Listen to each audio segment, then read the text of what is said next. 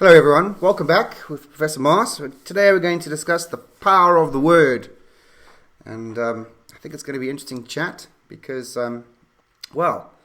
we had a look at a video from a former Navy SEAL, and he discusses the power of the word. And I think Professor Maas, or yes, he's a professor as well, Dr. Maas has got something to say about the power of the word. So, How do we begin tackling the power of the word? What's the most obvious point that we step into this question?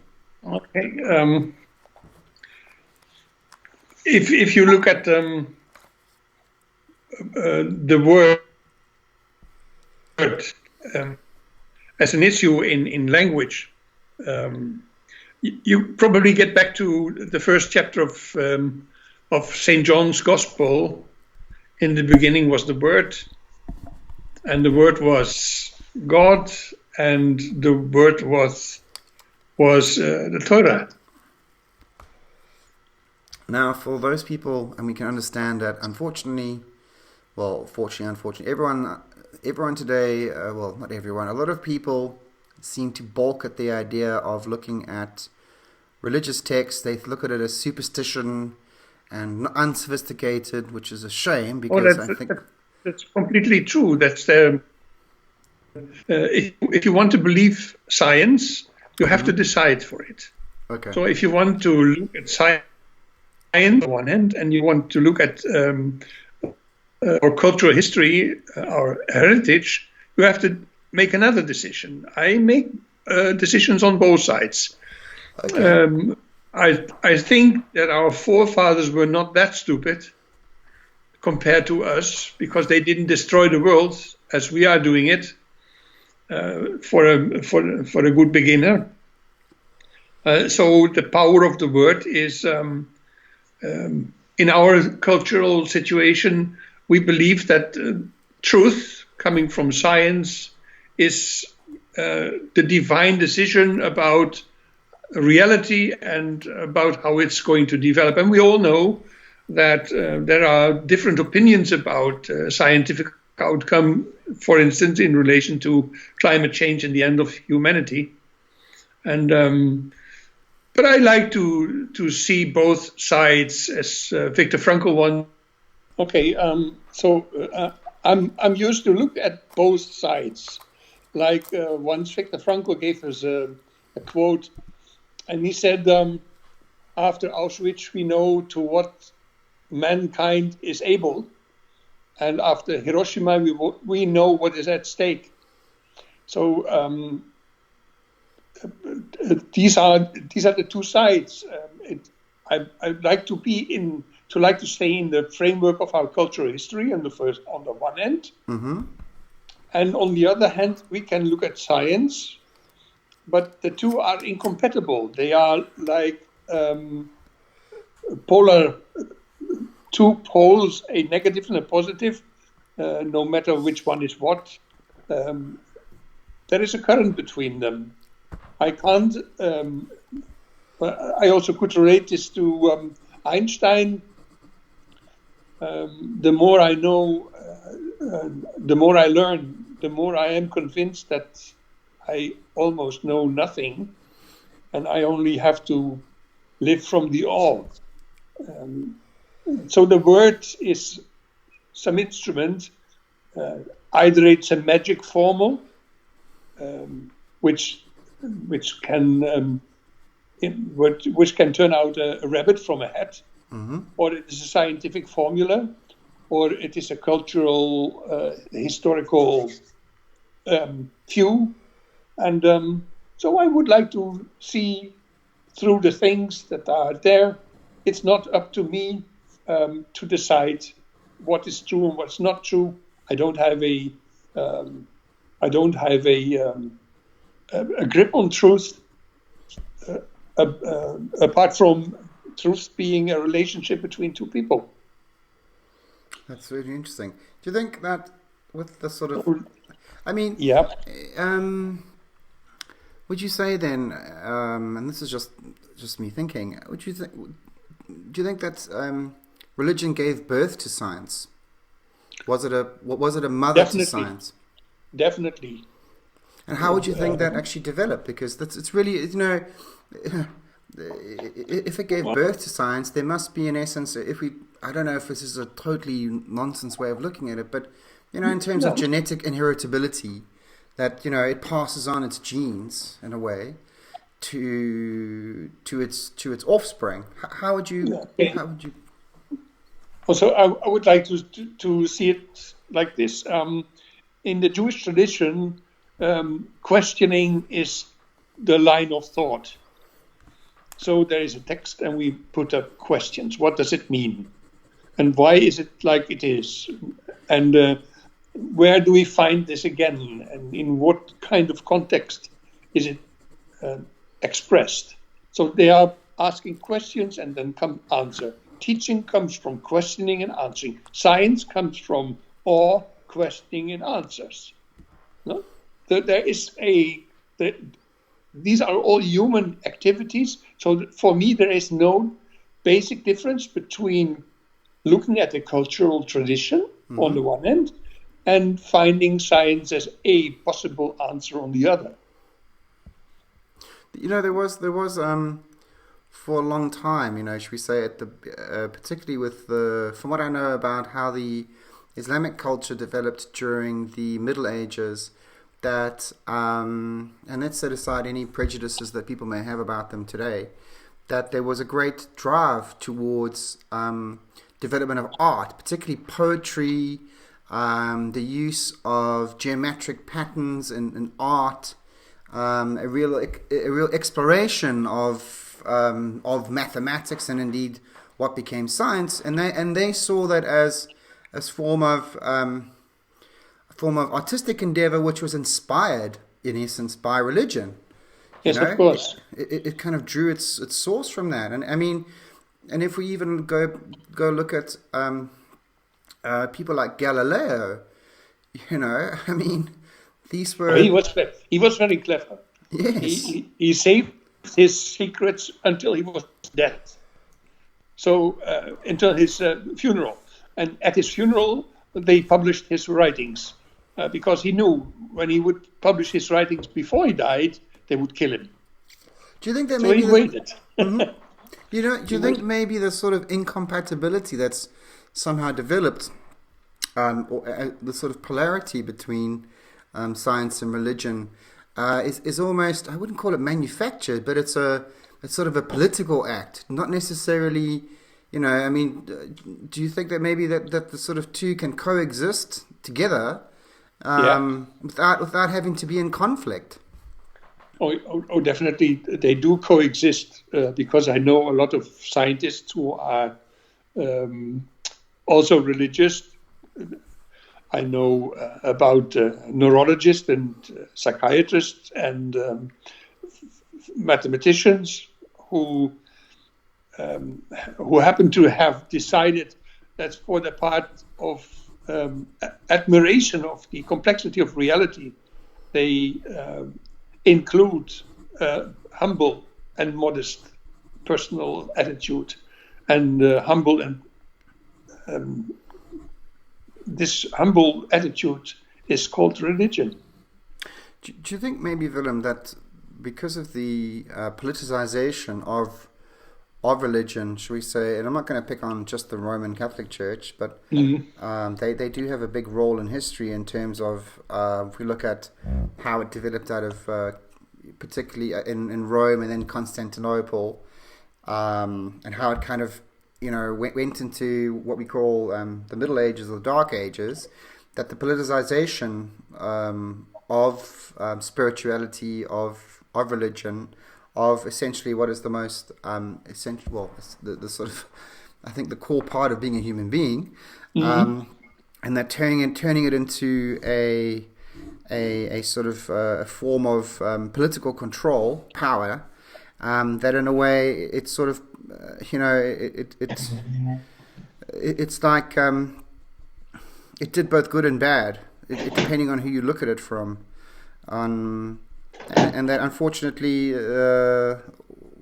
what was good in essence from should we say Catholicism, corrupted itself. You know, No, if you look at the history of the past 2,000 years Western culture, you could see that the Roman Empire decayed, and the social system in the Roman Empire went into decay because of the weaknesses of the Roman Empire, and then it looked like falling apart, and in this vacuum, the church, by means of their bishops, took over the land, and so they took the power and organized a new kind of society, which lasted about 500 years. And then we got what is called a new development. People began to discuss reality in terms of how could it be? Is the Earth a flat thing, or is it not? Renaissance is in fact the rebirth of ancient science, ancient knowledge, ancient questions, because you can be in power, but you cannot suppress the questions. it's like it's like you can't hide the truth in a way for too long. Well, It's always going to find its way I'm, out. I'm, I'm quite humble there. You cannot suppress questions. You can kill the one who puts the questions, but you can't kill the questions. That's Socrates. Do you think it sort of applies? I don't know who said this, but was it Victor Hugo that there's nothing quite like oh gosh, I'm going to get this wrong. Something about when like you can't kill ideas in a way. The same. It's a similar. It's a similar expression, but the first one who stated that in history was Socrates. He was willing to take the poison because he was very sure that the questions leading to the truth cannot be suppressed. You can kill me, but you cannot kill truth.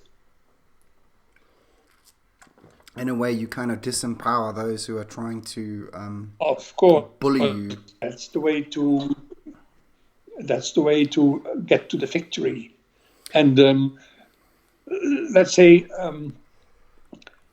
if our cultural tradition is based upon questions, there is no limit to the left, to the right, or to the.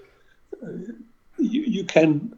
Each answer delivers new questions. That's Einstein. We might guess how things developed, and then research, and then come up with an answer. But the answer is never the final answer. It's always a part of what is called truth. In medical science, we know that we have a 100% of knowledge, amount of knowledge. But of this 100% amount of knowledge, we are sure that in 5 years, 50% is obsolete. That's interesting. Because it was not true. No? It's so interesting that really also applies to education, because, you know, I'm not sure how your undergrad went, but I was looking, you know, I was remembering back to when I first went to university. I signed up for my two core majors at the end of the day were psychology and law.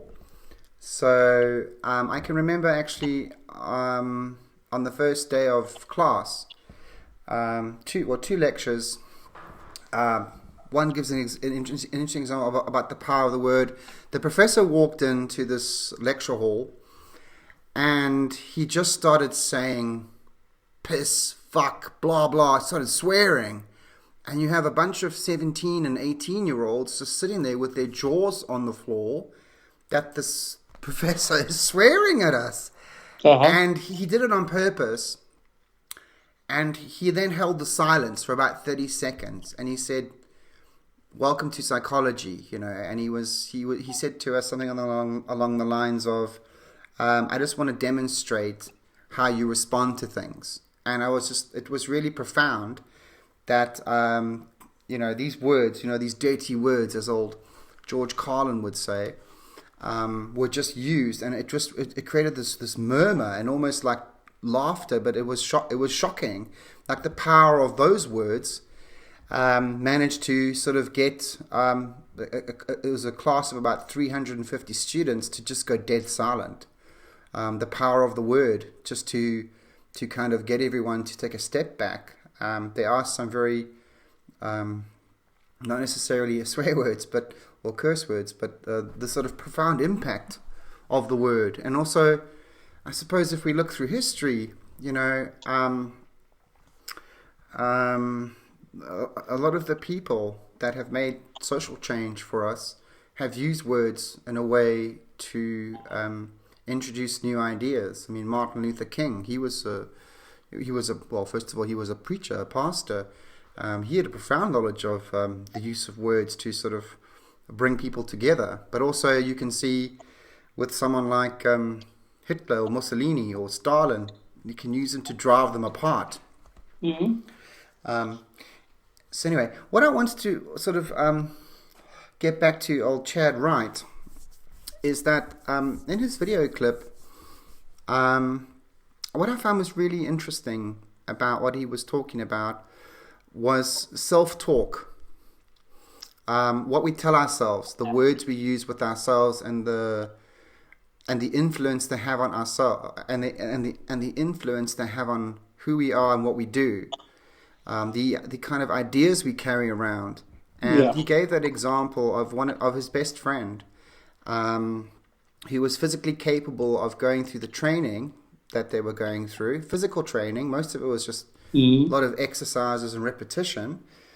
And even, I don't know if you saw, I have the full clip that I can send you, the full chat, which is really interesting. He said something along the lines of that the actual exercises were not difficult as such. He said that they were all doable, that they could be done. It's just that you needed to be able to repeat them time and time again. You needed to have the ability to stay in that flow, in that process. And once you gave your mind permission, or you gave yourself permission, once you brought it out, I can't do this, you suddenly had agreed to yourself, this is not possible, and just stopped. That's formally known in psychology. So in neuroscience. Okay. So that's not very new, but it's true. If you want to achieve something and you begin to doubt in the framework of an inner dialogue, that's the voice that talks to you inside, finding excuses or finding weaknesses or reasons that explain that you don't need this or that you can't do it, then your body disobeys. Your body cannot do it. But if you focus on the purpose and the goal and stay there focused, then you can do it. Of course, if a child falls into a river and you can swim, you jump and try to save it. Even when you doubt about yourself being able to do that, if you doubt, you will drown. If you don't doubt, you will save the kid. That's so interesting because it reminded me of a quote which I just pulled up, and this is not. I'm not trying to have a militarist spin to our conversation today, but it was more. George Patton said the following. He said, "Never let the body tell the mind what to do. Now, if you're going to win any battle, you have to do one thing. You have to make the mind run the body." Yeah. Of course, that's in that context, but I think it applies also in so many ways in living your life, also trying to live a meaningful life, that you need to invest your thoughts into overcoming what obstacles your mind can throw up. And then actually, I think as well, it's actually a good thing that your mind challenges you. Again, it's the question: is this true? Do I want this? Do I not? You have to go through that process, because I think a lot of people, and I'm speaking for myself as well here, you know, there have been times where I just said no and gave up without actually, you know, giving myself a chance. And something else I actually had heard this week from another guy called David Goggins. He was talking about, someone asked him, you know, he runs every day. That's one of his things. And he said, and someone asked him a question.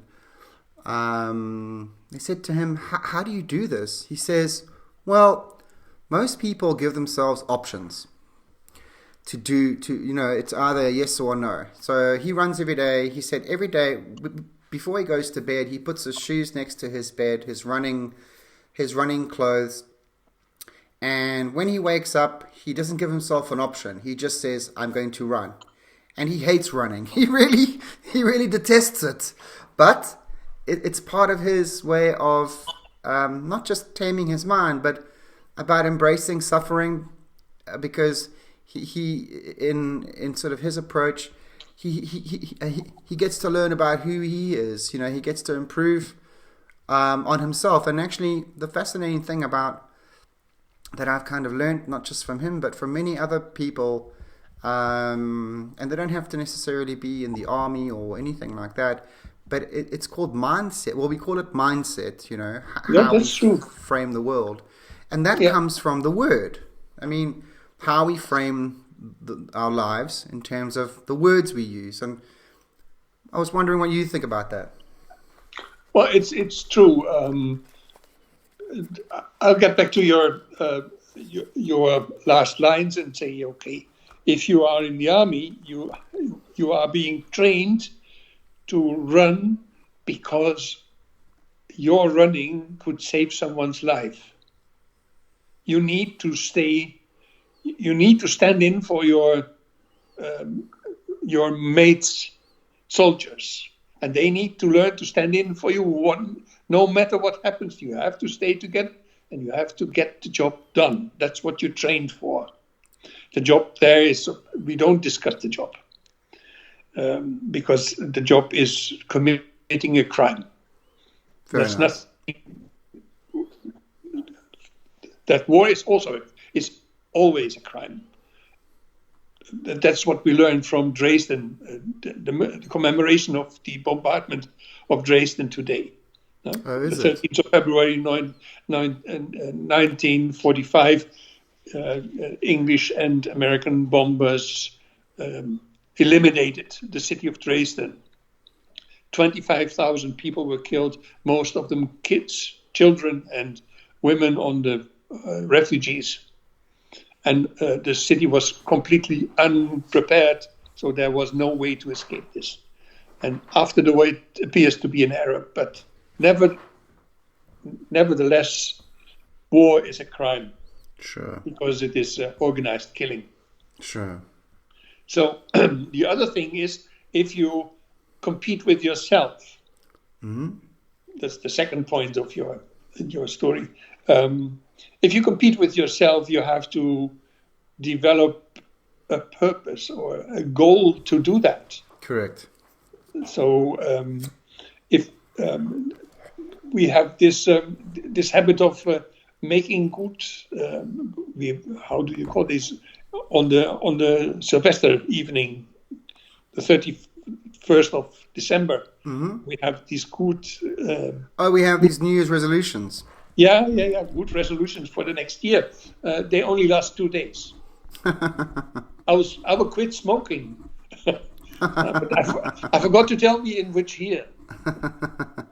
I won't drink anymore. But I'm taking my last one, you know. Sure. Sure. So that this lasts only a couple of days, and if you really hate doing something, which in your example was the case, then you punish yourself doing it until the endorphins come up during the run, and then you feel good about it.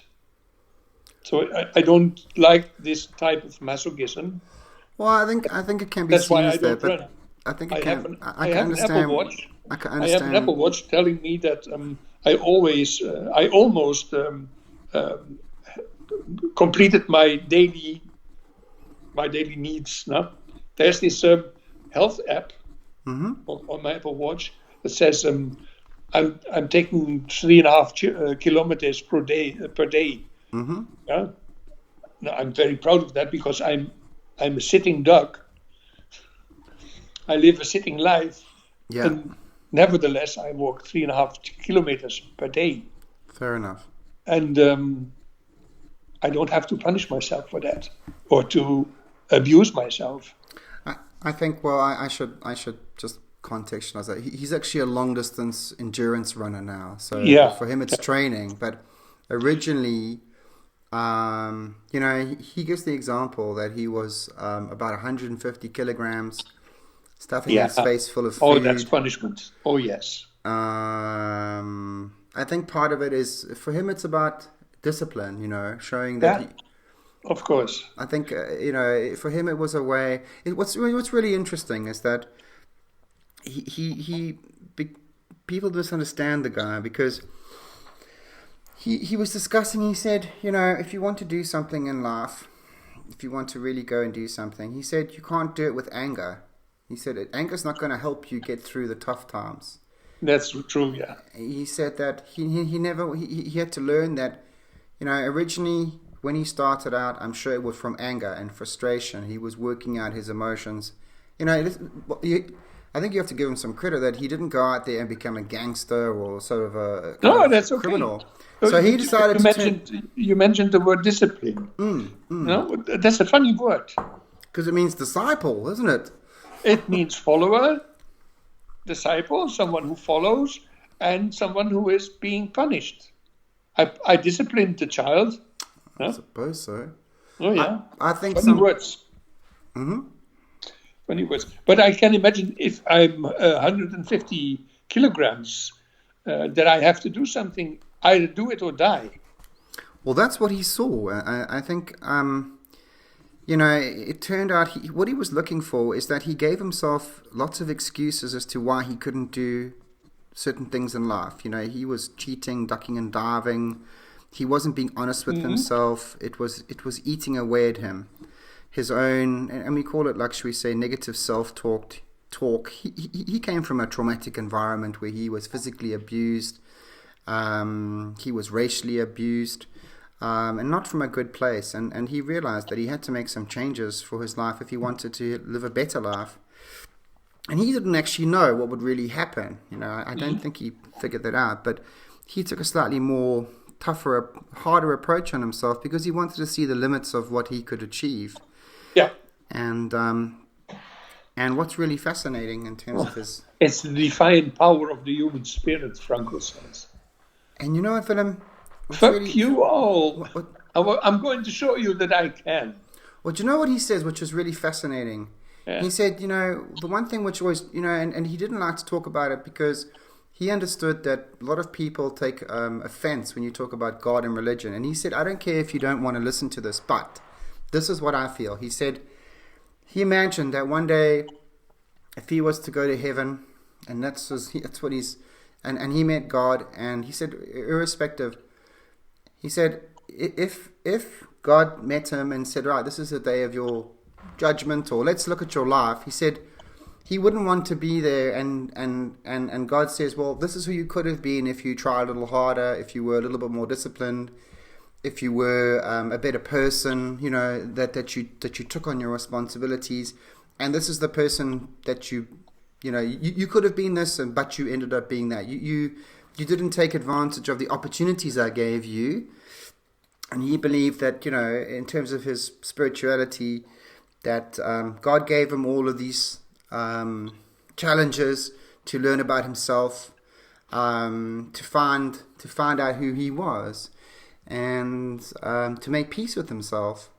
Okay. And I think that was really fascinating because he sort of took things from a different perspective. Yeah. And the way how he looked at it was he calls it week one, day one. So every day he starts new. He has Hmm. to. He has to approach life with the same amount of respect and he has a lot of respect for it. And in fact, what's really fascinating about him, you find a lot of, shall we say, former military guys who've got these really big egos, and they kind of strut around looking like Rambos. And what he made a comment on was that he said, some of the most fragile people he's ever met in his life are these guys. He said they are so fragile. They look all big and tough. He said, but they're not. He said it's the weirdest thing because he doesn't consider himself that way. He says, listen, it's not about me projecting myself onto all of you and say, well, look at me. He said, it's not about that. He said he's not interested in that. It's interesting that, his motivation is to say, well, I was just an average guy. I was this schlub, this 150 kilogram guy. And, he had learning disabilities and he just worked super hard to, to sort of improve himself. And he thought about him again, not him against himself, but he could have used a lot of excuses about his past, and put himself into a category. I think we all do. I've done it as well. Oh, I can't, I don't, I won't. And that negative Yeah, yeah, self-talk. of course. As long as you consider yourself being a victim, you will be a victim. If you consider yourself in a different perspective, maybe something different comes out. Depends on your goals and on what you value and for whom you're doing this. So, I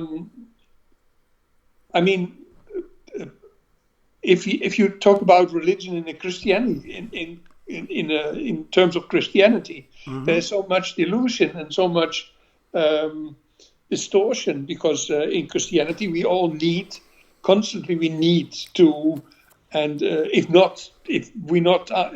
we miss the question or we don't answer the requirements, we will go to hell. But that is not faith. That's not the basic confidence in life. Sure. For me, religion is that I'm confronted with the complexity and extreme, in, interesting complexity of life, and wonder who I am. Parallel to if we travel to the outside of our galaxy, you can't find the Earth. It's not there. It's a pixel in a picture. It's no more than that. And if you then still don't get the picture, how small we are, how little we are, and how little life is interested in me, because life doesn't turn about me. It's not about me. Life is not about me. I am happening to it. And if I get the picture, if I understand the word and I see the picture, then I'm liberated and can do whatever I have to do. Yeah. And in order to become good at what I need to do, I need to do what I need to do. I must invest. I must learn. I must sit down and read books. I can't talk about psychology without reading all the psychology books that were written before. Sure. So a painter, if a painter wants to become a really good painter, he is going to museum and he studies all the paintings exhibited there, and he is trying to copy those paintings until he knows what it means to be a painter, and then he becomes a painter for himself. I Until think then, he is only a pupil, is only studying, a student, which is a very important phase in life to be a student. But to develop into who you could be, who you ought to be, that takes a different step. And the word is, you can. Yeah, I think I think you really, in another way, actually really expressed what, not just obviously David Goggins has been talking about, but what he was saying is that, that for people, you have to be your own hero in a way. You have to be the hero of your own story. and you have to you have to take it upon yourself to work with the words you use on yourself. And he says that, we act on our self-talk. Whatever we have the most conversations we have with anyone in the world is with ourselves. Yeah, 365 days per year, 24 hours a day, lifelong. There you go. And That's our sentence. yeah. We can't escape that. We can't escape that. But our inner conversation can go wrong and can be about the wrong subjects. That is what we have to learn. There you go. And it's about, I made this sort of analogy yesterday. I was thinking about this, is that in many ways, if we look at how we invest our time, when I say investment, I don't necessarily mean, obviously I mean in terms of you put something in and you continue to grow it, like looking after you invest care and love into your garden, and you help it to grow, and you look after the plants, and you do the things that are necessary, take out the weeds, and you care and cultivate it. And in relation to how this idea cropped into our mind, was that in so many ways today, people are in this sort of big casino, this sort of Vegas casino, and they've got a bucket of coins, which is their time and attention, and of course I think a certain part of their emotional investment, and they're walking around putting little coins into here and there, into slot machines, gambling on hopefully getting some sort of, payback or payout. And instead of like saying, well, instead of going to the casino, why don't you go to your garden? We have so many distractions which are available to us. People don't invest time in kind of like saying, well, instead of doing that, maybe I just take that bucket and go and buy myself some flowers. Or let's get back to the meaning of the word. Yes, but what I'm saying is that it's all about the kind of ideas that we hold, because the meaning of the word in a way kind of gets a bit diluted when there's too many of them. There's too much. You're overwhelmed. Too much choice. But yes. Let's actually go back to the meaning, or the sort of the influence or power of words, or of the word for us as human beings. How we can use that to help ourselves move through life. Let's look at how we grow up. Mm-hmm. We learn to understand the word of our mother. In the womb, we learn to. After week 4, hearing starts. So listening starts after the 4th week after conception. Mm-hmm. That's where hearing is developed. And so we have about 8 months listening to the word of our mother. And then we are being brought into the world and start developing, if things are right. And our mother finds out by making us smile and giggle. Then she knows that we are there, that we have paid attention. So we pay attention and get rewarded by her word. No matter how you think about your mother, as a child, you don't know that your mother is a good person or a bad person. True. You don't have any comparison. You just have this mother that you are relating to, bonding with, in order to grow up, to develop. So you develop. And you land up in our society. You let go of being a person and become the individual, submitted to the word of the teacher, the word of the books, the word you have to learn to read and write and do arithmetics. So that's a complete new language, new words. A plus B is C, and all the formulas. They are magic, but you have to learn them by heart so that you can reproduce them when they appear. And it's like Harry Potter, more or less. And then you develop and you become your first pocket money. And then you have heard the word of, you need to have this or that. So word is directing your life towards being what we are nowadays, which is We have been reduced to being an individual consumer. In a certain way, an end product of a kind of waste bucket for what the industry produces. Sure. And we have to swallow that, and no wonder life is shit, because that's what comes out if you eat well.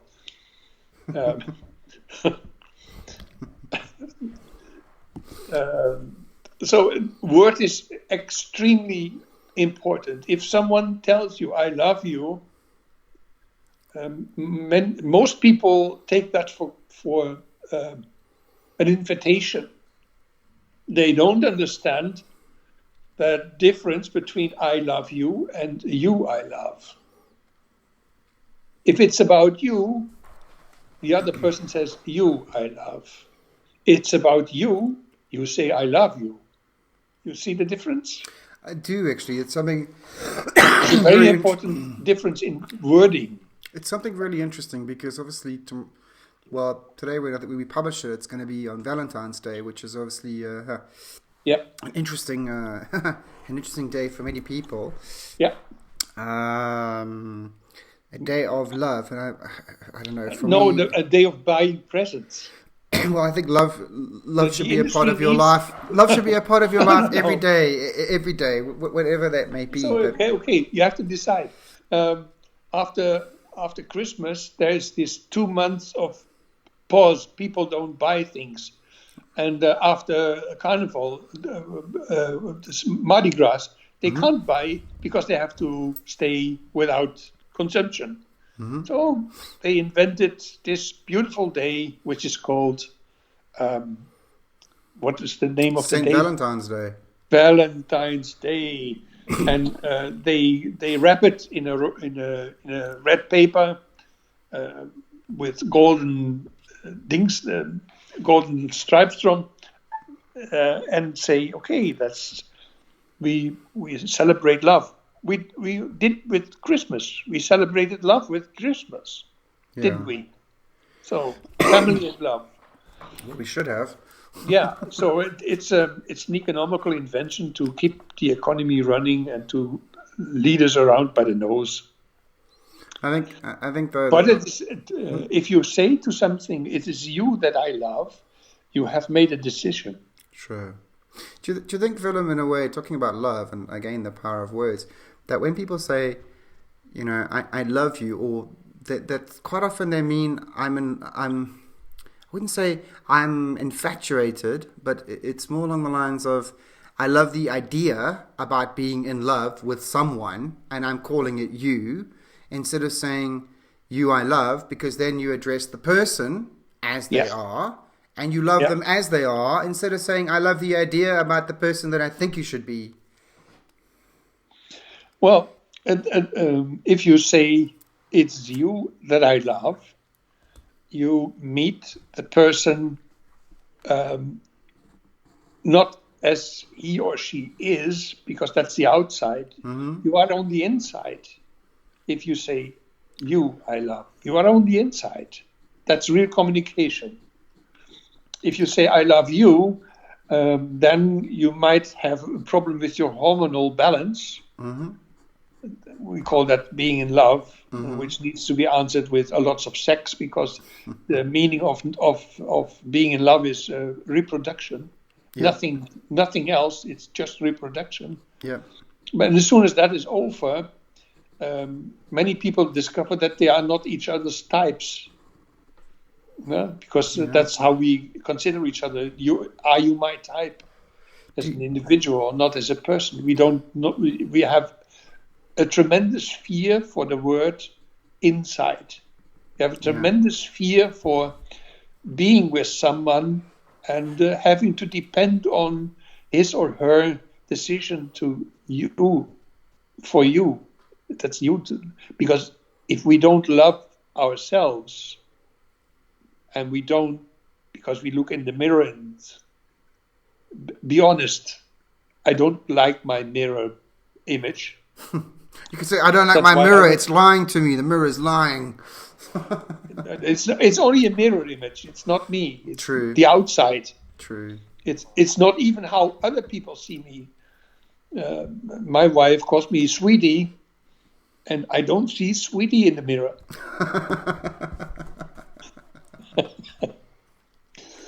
Well, don't worry, Willem. I won't call you sweetie. That's okay. It's okay if you Is it call me okay? sweetie. I will not respond. I don't, you would like what? It's interesting you say that about terms of endearment in a way.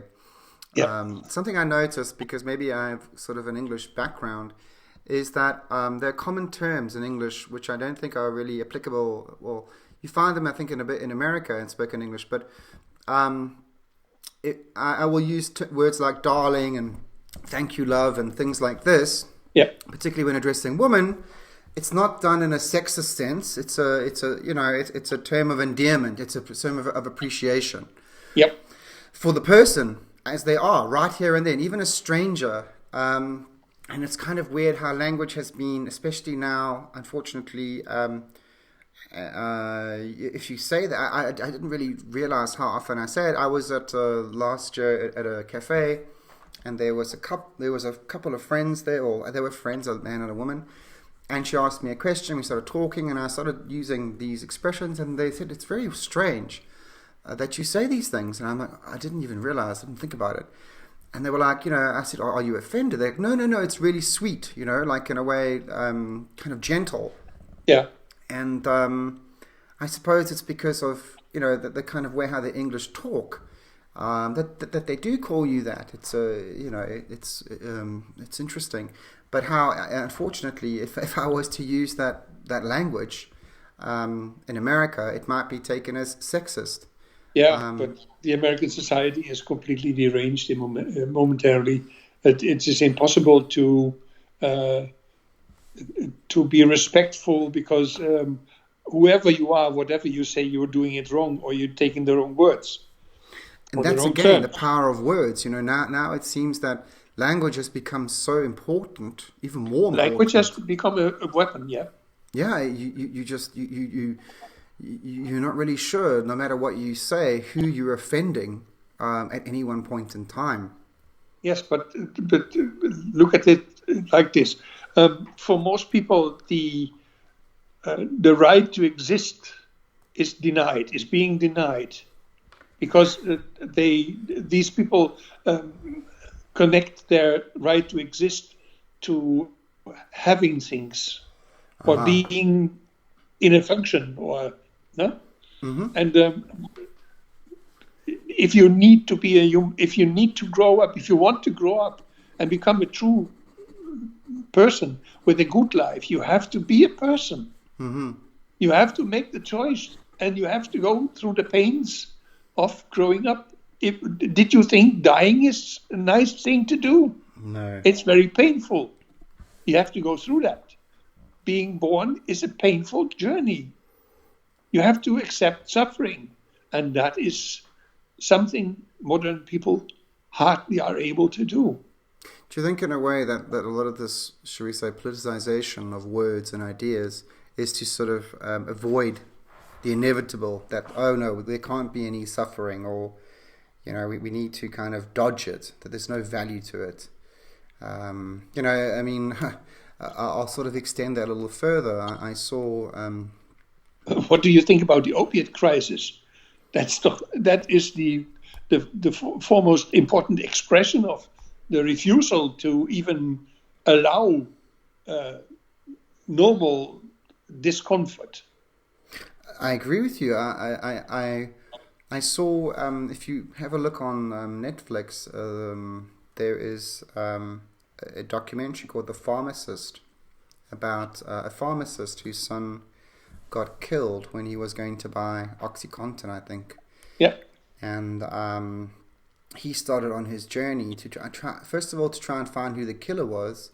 And once he had found that, he started to notice that there was a doctor in his neighborhood who was running a prescription factory, basically, yeah, selling I don't know, for like $250 prescriptions to massive amounts of all sorts of medication. yeah. And it took him a long time, to try and get someone to do something about this. And eventually, it led up to other people getting involved, and eventually Purdue Pharmaceuticals, who was producing OxyContin, got themselves into trouble. But it also sort of shows, unfortunately, that in terms of values, if one of them was the golden rule, do unto others as you wish them to do unto you, I can't really see how anyone who could claim to be abiding by that or following these sort of rules of decency could actually inflict deliberately onto people for profit, taking advantage of them to make money out of, I mean, obviously they are like people looking to benefit off of the suffering of others, but really, it's sort of on an industrial scale. Yeah, but imagine you are a baker. You have a bakery. Mm-hmm. So you thrive on the hunger of people. Or you're Coca-Cola. Sure. You thrive on the thirst of other people. You're selling water to people whose water you are stealing in Africa, for instance. Huh? You steal their natural water resources, bottle them, and then sell them. Yeah. So it is a very common human activity to profit from others who want to be in their comfort zone because they fear to get out. And if they get out, they are very angry and very violent if they have to leave their comfort zone. And that's where the very, very ugly people send their word and invite them to come out of the comfort zone and play havoc on society. That's what the ultra-right is doing. That's what the leftists are doing. The extremists. It's interesting. They're telling people that they're nothing but victims. If I'm told that I'm nothing but a victim, or if my banker is telling me you are nothing but a number, and your number is red. Yeah. So how do you feel? Not good. Not good. And you're prepared, if you have enough problems, then you're prepared to do something about it. So you get a gun or a knife and take revenge. It's interesting you say about comfort zones and people. Why is it, do you think, I know why is a funny question, but for what reason do you think it seems that when some people, well, it seems to me, it would appear to me in certain circumstances, once they leave their comfort zone, suddenly this rage comes out. Oh, I've been lied to, it's all been false. And is this sort of, I wouldn't call it false indignation, but if we go back to what old David Goggins was saying, it's like, how do you create from a position of anger? I mean, how do you do anything positive when you're angry? That's the right thing. So in the comfort zone, you don't have to do anything. You are being served. Huh? So as long as you can pay for it, you are being served. Mm-hmm. That's the comfort zone. Mm-hmm. As long as you can afford it. Yesterday evening, I was in the pub with some friends, and the waitress wrote on the beer. How does it called? Your tab. Yeah, she wrote 2 beers, €7.80. Mm-hmm. And that was wrong. It had to be $7.40. Okay. And my neighbor, who is making several hundred thousands of dollars a year with his shop, the internet shop, said, "Oh, that's too expensive." And I said to him, "Listen, expensive is only the thing you cannot afford." Yeah. So instead of bothering with the waitress who charged you 20 cents too much, leave it there. You can always decide about the tip you are going to give. And he looked at me, and he felt invited to give a tip. And then he talked to the waitress and corrected her because of the 20 cent per beer that she was failing on. She said, okay, you are right, it's not 7.40, it's 7.20. On 20 cents. I think that's what happens when you are in a comfort zone. If you are in a comfort zone, your fuse will get shorter and shorter. And your benevolence is exchanged for an inclination to evil. Do you think that for those people that are living outside of their comfort zone in a way, and I don't mean masochists and things like this, people who are inflicting pain, but they're really living. And, there's that conversation about, do you exist or do you live? I think people in comfort zones are existing, that they are just treading water, that they are going with the flow. And I don't mean that if you're living outside of your comfort zone, it means anarchy. I think it means responsibility. Well, to exist means to rise above yourself. I cannot rise above myself in a comfort zone. It's impossible. I have to accept pain, suffering, and I have to accept difficulties. Rising above myself is not very easy. I remember how I had to learn to stand up and walk. That wasn't easy. No. I remember how I struggled to get handwriting done because I had a big accident and I changed from right hand to left hand. And I was punished for that. So it wasn't very easy to grow up and to change, to rise above my limitations. That's not easy. Do you think it's hard work? Do you think, Dr. Maas, people, and I'm including myself here, of course I'm not going to, when I say people, I obviously include myself and probably you as well in your own way. I'm not going to sort of put a one size fits all, but we can end up sleepwalking through life. In this comfort zone, like we're in this sort of mental pajamas all the time, and that we don't. Yeah, it's called professional existence. Professional, not existence. Professional living. Okay. Living in a professional style. To stay by the day and take the day, each day by itself, and hoping that nothing bad will appear. But I'm getting back to the word. In the beginning of our talk, I talked about the origin of the word and the power of the word. Yes. So if you look at the first chapter of Genesis, there is a process of liberation, a process in where human beings occur. There is, first of all, there's a space for them, prepared, well prepared. And these human beings are there to see through things and get to the essence and put a word on that. So let's say, a simple example, we saw a black and white animal eating grass and giving milk. What kind of an animal is that? We had to find a word for that. Sure. What's the word for such an animal? It says boo. It's a cow. Yeah, it's a cow. It's a cow. The essence of this animal is cow. And another animal wiggling its tail and barking. It's called a dog, I suppose. And there's no doubt about it, that's a dog. Sure. All over the world, it's a dog. Maybe in different languages, but it's a dog. No one will say, "Oh, that's a cat or that's an owl." No, it's a dog. Sure. There's no doubt about it. That's so.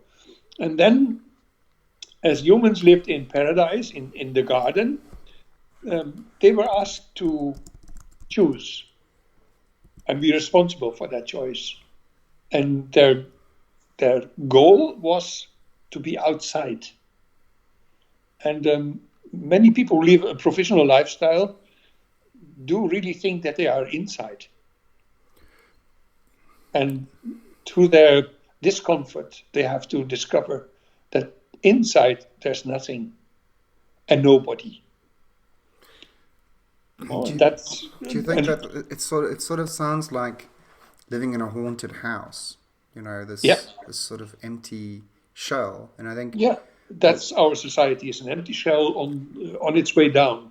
I know that we have to sort of end this in a few minutes, but just as a question, in times gone by, did we do you think rather that we lived more inside of our houses? That they were actually not haunted houses. Do you think that we've become ghosts in our own machine? You know, I mean, was there I don't want to say that there was a time of perfect utopia, but you know, has this always been a challenge to us, or has it just become more pronounced as we now have pretty much domain over the physical world and mastery of um, of our We environment, don't master the basically? world. We I don't wouldn't master say the that we've world at all. mastered it because you know, earthquakes, storms, all sorts Yeah, of that's natural nature. events. That's nature, and we are challenged to do something about it. But Sure. what happens is, after the Second World War, we started automation, industrial automation, and industrial automation will eventually wipe us out because a few people might survive. That's why they try to get to Mars and being served by robots. So the their goal is being served on a different planet by robots, and you don't have to worry about robots. You don't have to care for them. They do their own thing, and they are self-learning, automatic learning, and they are self-repairing. So you can live like Maar im Speck. Wie heißt es auf? How do you say that in English? A worm Um, in a rotten meat. okay. That's our future. If you don't see through things and start to change by becoming a person, be, starting your existence, because your vocation, which is a word, your inner vocation is to be a human being, not to be submitted to whatever comes up around us and tries to submit us or to eliminate us. It's no wonder that cancer has spread so tremendously in our times. It's no miracle that uh, tumors are everywhere. It's no miracle. It is a self-fulfilling prophecy. We have started to wipe out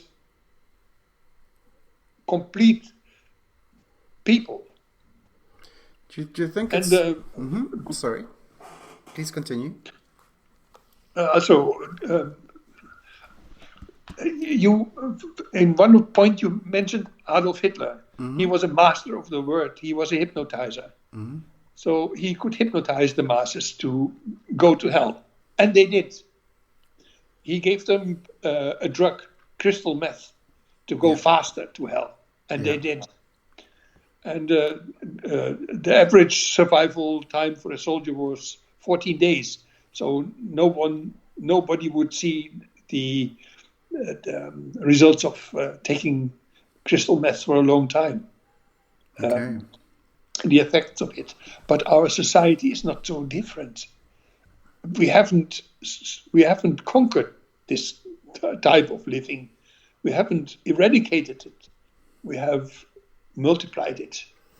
Do you think this is really, as you're saying, in terms of the industrial age or the industrial automation, that this is a side effect?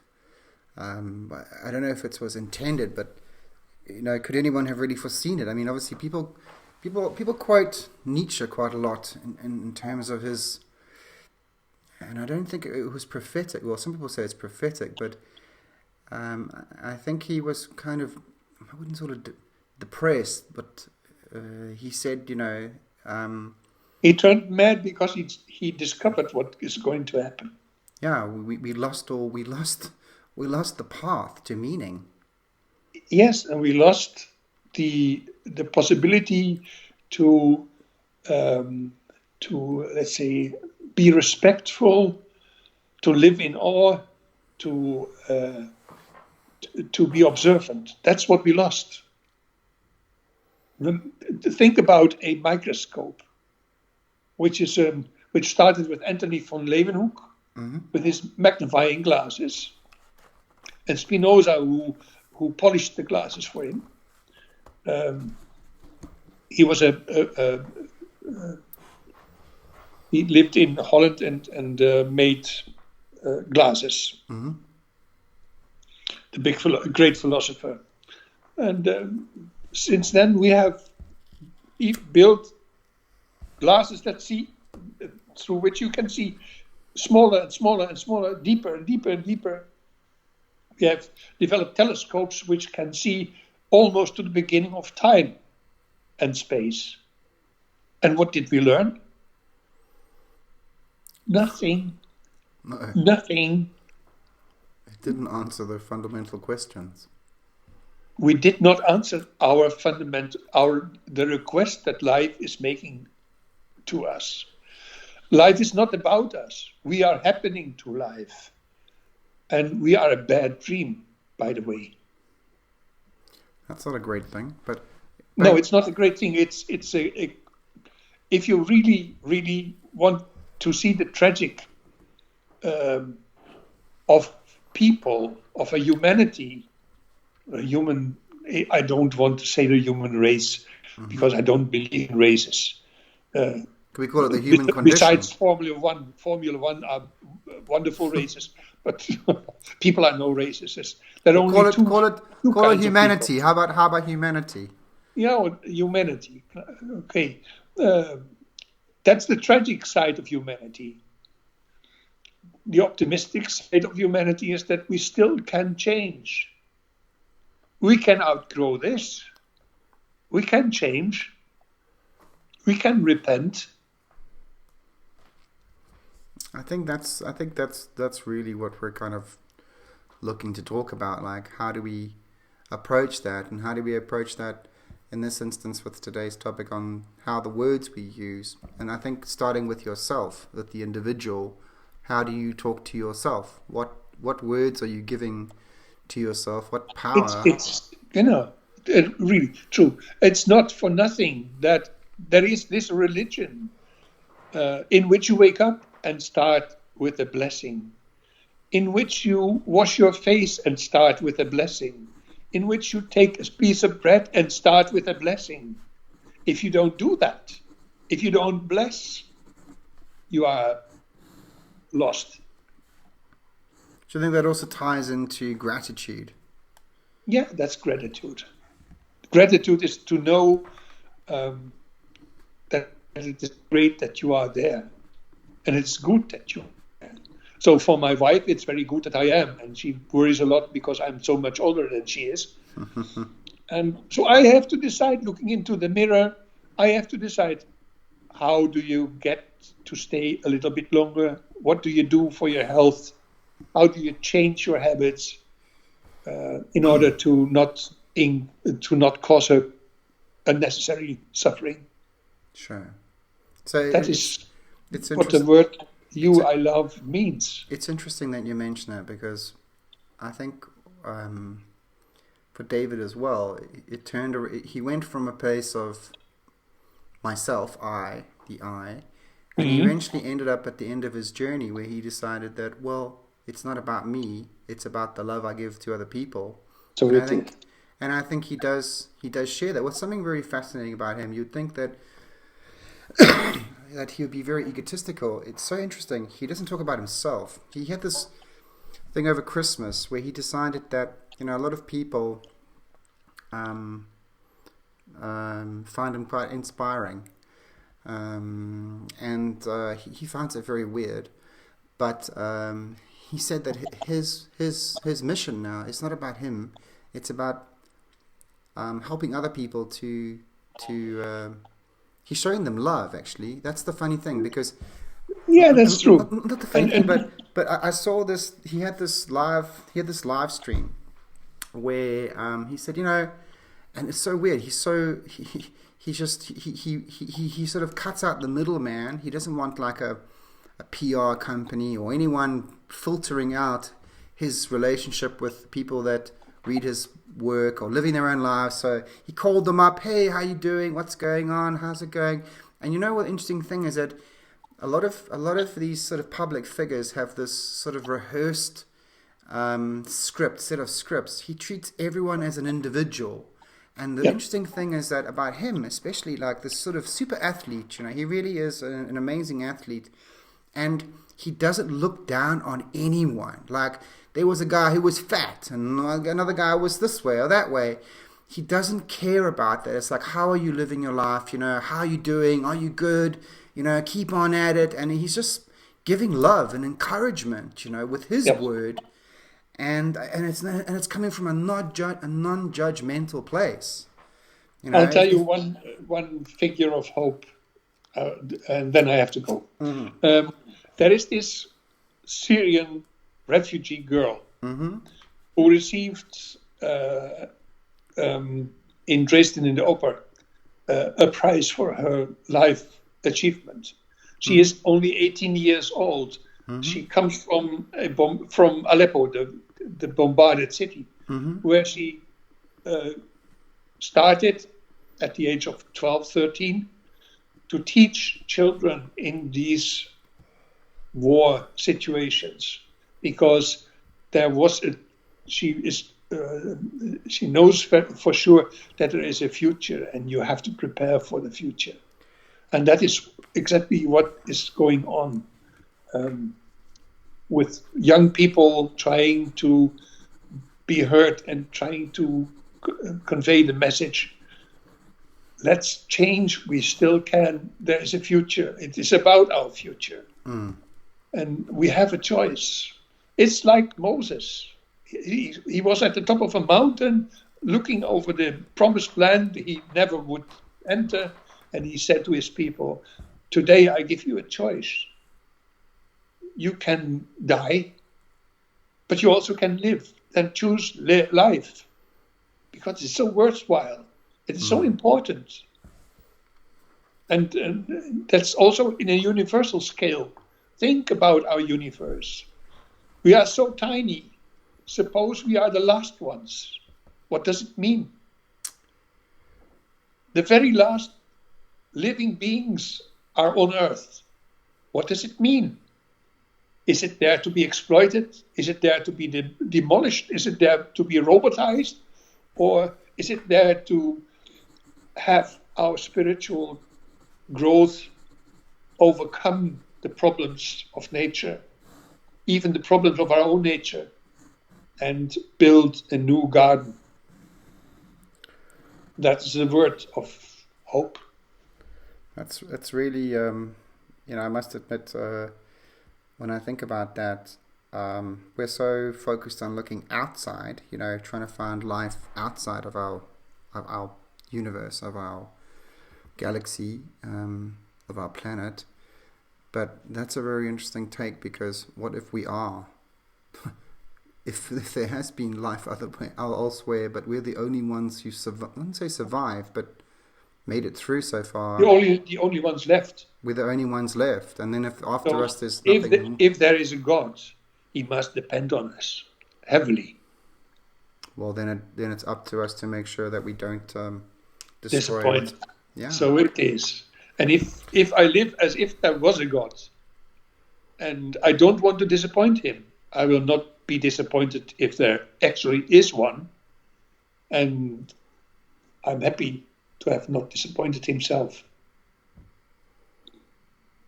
Very great. I think that's word. Word is science, philosophy. It's a decision. It's always a decision to see through. That's the word diagnosis. To see through things to the essence and not be misguided by the pathology, but not denying the pathology either. However, seeing the unconditional and the unconditional being behind all this, and love him or her. That's great. Well, Dr. Maas, thank you so much for your time today. I really appreciate that. I look forward to our next chat. So I wish you a good evening and take care. and all the best to you and your lovely wife. Okay. Thank you for the invitation. Take care. Take care. Bye-bye. Bye.